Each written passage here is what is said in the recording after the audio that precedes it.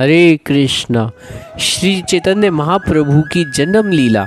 उस समय लोग अपनी जागृतिक वासनाओं को पूर्ण करने के लिए भूत प्रेतों की और देवी देवताओं की पूजा करने लगे। वे सब देवी देवताओं के उद्देश्य पशुओं की बलि चढ़ाते, पूजा के पश्चात स्वयं ही मांस एवं मंद्रा का सेवन करते।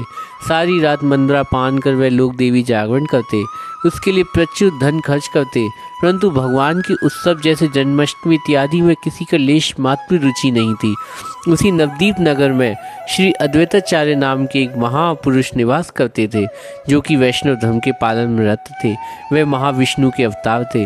भगवान की इच्छा से वे जगत में अवतीर्ण हुए और संसार की ऐसी दुरावस्था देख तथा भक्ति एवं वैष्णव धर्म की उपेक्षा देखकर वे बहुत दुखी रहते। वे समस्त शास्त्रों के ज्ञाता और अपने घर में ही नित्य भागवत पाठ करते थे और उनके जिससे सुनने के लिए नवदीप के वैष्णव जन वहाँ पे एकत्रित होते। सारा दिन पाषंडियों के वाक्य वाणों और अपमान से उन वैष्णवों का हृदय पीड़ित रहता, परंतु संध्या के समय श्री अद्वैताचार्य के शिव मुख से भगवान की अमृतमय कथा श्रवण कर उनका हृदय कुछ समय के लिए सुशीतल हो जाता तथा वे अपना सारा दुख भूल जाते थे। नास्तिकता का प्रबल और वैष्णवों का अपमान देखकर एक दिन श्री अद्वैताचार्य क्रोधित होकर उपस्थित सभी वैष्णवों से कहने लगे, आप सभी लोग ध्यानपूर्वक सुने। यदि अति शीघ्र से शीघ्र प्रभु जगत में प्रकट होने के इन पाषंडियों का उद्धार नहीं किया तो मैं चतुर्भुज रूप धारण कर अपने चक्र से इन सभी पापियों का संहार कर डालूंगा। ऐसा भीषण प्रतिज्ञा कर वे विचार करने लगे, ऐसा कौन सा उपाय जिसके द्वारा प्रभु अति शीघ्र इस जगत में प्रकट होंगे। उसी समय उन्हें एक शास्त्रवाणी श्लोक स्मरण हो आया। तुलसी दल मात्रेण जलस्य चकुलेन वा विक्रीणते समात्मनम भक्तिभ्यो भक्तवत्सला। अर्थात यदि कोई व्यक्ति एक तुलसी का पत्ता और चुलुआ जल भगवान को अर्पण करे तो भक्त वत्सल भगवान ऐसे भक्त के हाथों स्वयं को बेच देते हैं। श्रीमन महाप्रभु के अवतार के लिए गोकर्ण उसी समय श्री अद्वैताचार्य नित्य प्रति एक तुलसी दल चुल्लू जल में भगवान को अर्पण करने लगे और उन्हीं की भीषण प्रतिज्ञा एवं तीव्र आराधना से भगवान के सिंहासन तक को हिला दिया। अपने ऐसे भक्त की इच्छा पूर्ण करने के लिए श्री कृष्ण इस जगत में अवतरित होने के विचार करने लगे। वे विचार करने लगे कि मैं किस रूप में अवतरित हूँ। सत्य, त्रेता एवं द्वापर में अवतरित होकर मैंने अपने चक्र से द्वारा भक्तों के विरोधी असुरों का विनाश किया, क्योंकि उन युगों में असुर प्रवृत्ति के लोग नाम मात्र थे, परंतु इस कलयुग में अधिकतर लोग आसुरिक भाव के कारण भक्तों के विरोधी है। यदि मैं चक्र से ऐसे पापियों को मारना प्रारंभ भी करूं तो समस्त सृष्टि ही समाप्त हो जाएगी। अतः मैं अवतार में अस्त्र धारण नहीं करूंगा, किसी का भी संहार नहीं करूंगा। इस अवतार में मेरा एकमात्र अस्त्र होगा हरि नाम। अन्य अवतारों में मैंने चक्र द्वारा असुरों का संहार किया, परंतु इस कलयुग में मैं हरि नाम रूपी अस्त्र द्वारा असुरों को नहीं बल्कि उनकी आसुर वृत्ति को नष्ट करूंगा और उनके चित्त को शुद्ध कर उन्हें अपने नाम माध्यम से प्रेम प्रदान करूंगा।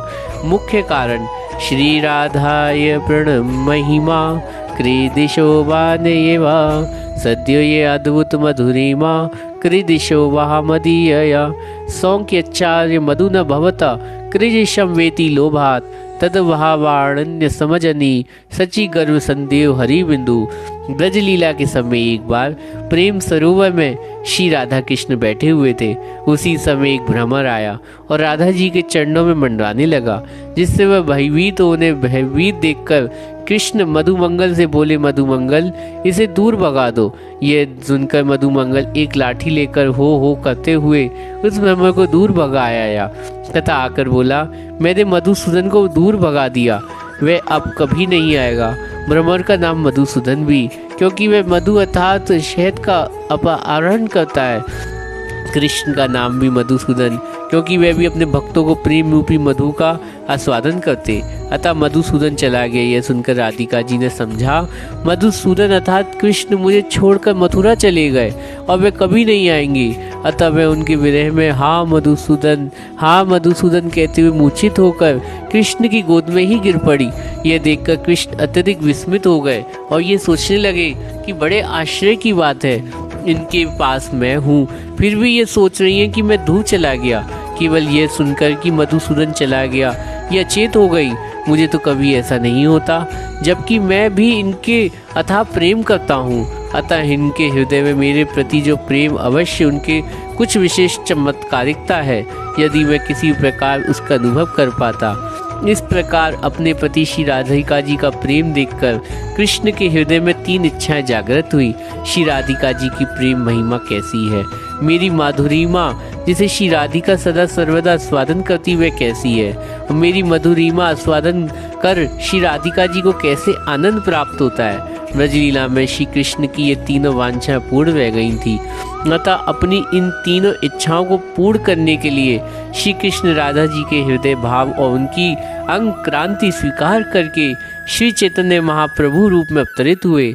ऋषिकेश श्री कृष्ण परम कृपालु, अतः उन्होंने प्रेम रस न्यास सार आस्वादन करके राग मार्ग युक्त भक्ति का प्रचार करने के लिए अवतरित होने का निश्चय किया। हरे कृष्णा।